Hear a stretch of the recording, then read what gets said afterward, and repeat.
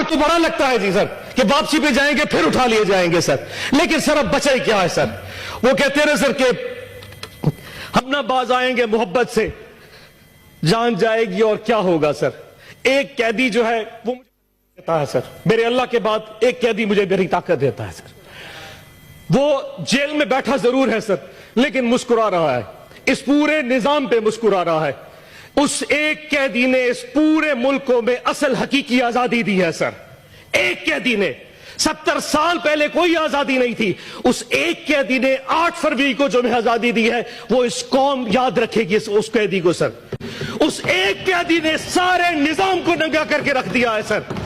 8 فروری کو، جب اس سے پہلے 6 مہینے میں نے ڈپریشن میں گزارے سر، جب 8 فروری کو میں نے لوگوں کو نکلتے دیکھا، جتنی کچھ پری پول ریگنگ کی گئی، ہمارے کینڈیڈیٹس اٹھا لیے گئے، جلسے جلوس نہیں کرنے دیے گئے، کسی کچھ بھی نہیں کرنے دیا، لیکن 8 فروری کو جب عوام نکلی، وہ نون لیگ اور پیپلز پارٹی کے جب ان کے کیمپ میں جا کے سر وہاں سے پرچی بنوا رہی تھی، اینڈ پہ جا کے خوف میں جا کے ووٹ عمران خان کے کینڈیڈیٹ کو دے رہی تھی، کسی بینگن کو، کسی جوتے کو، کسی سبز مرچوں کو، جو بھی نشان تھے۔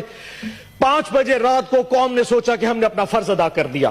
رات کو قوم آئی، صبح 5 بجے تک پوری قوم ایسے جاگ رہی تھی جیسے بیلٹ باکس کے ڈبے ان کے ساتھ پڑے ہوں، اور وہ قوم حفاظت کر رہی تھی۔ نماز پڑھ کے قوم جب سوئی تو 9 بجے اٹھی تو پھر نظام الٹا تھا۔ جو سیٹیں ہم 136 40 تک جیت چکے تھے وہ واپس 100 پہ آ گئی، اور آج وہ سیٹیں کم ہوتی 93 پہ پہنچ چکی ہیں۔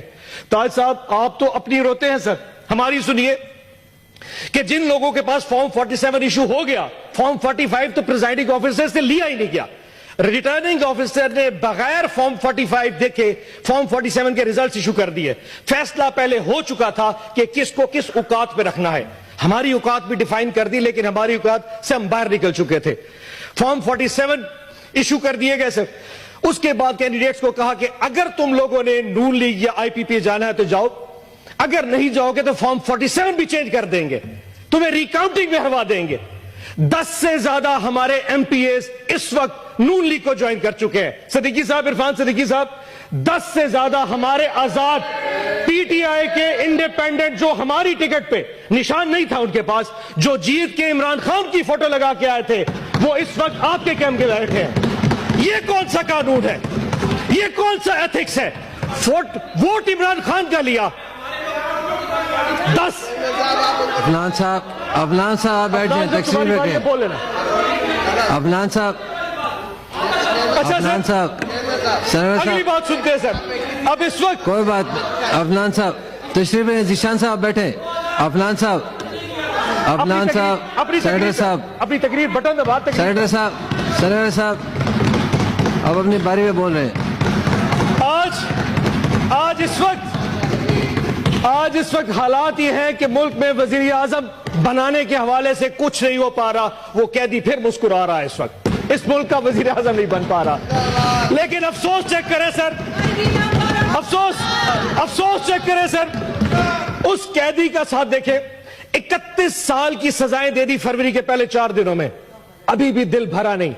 اس وقت اس قیدی کی بیوی بشرا آپا بنی گالا کے اندر ہاؤس اریسٹ ہے سر، اور ہاؤس اریسٹ کیسا ہے کہ پورے ایک کمرے کی 4 دیواری میں ان کو محصور کر دیا گیا ہے، اور ان کو کھانا اڈیالہ جیل سے آتا ہے، اور اس کھانے میں ہمیں شک ہے کہ زہر ملایا جا رہا ہے۔ خان صاحب بار بار لکھ چکے ہیں ظلم کرنا ہے تو کر لو، لیکن یہ کون سا ظلم ہے؟ تمہیں کسی کو قیدی بنانا ہے بنا لو، پر زہر دے کے مارنا یہ کہاں کی بات ہے؟ ہم نے ریکویسٹ کی ہے مہربانی کر کے بشرا آپا کو اڈیالہ جیل بھیج دے، ہمیں ہاؤس اریسٹ نہیں ہونا، اور آج پوری قوم کو یہ پتا ہونا چاہیے اس وقت بشرا آپا کی طبیعت ٹھیک نہیں ہے، ان کے ساتھ جو کچھ ہو رہا ہے یہ ایک ظلم ہے۔ آخر میں سر ٹائم اپنا گزرا، ایک شعر پڑھ دیتا ہوں، معذرت میں لکھنے لگا تھا لیکن وہ لکھ نہیں سکا، سو یہاں موبائل سے پڑھوں گا، لیکن سر آپ سے اجازت لے کے۔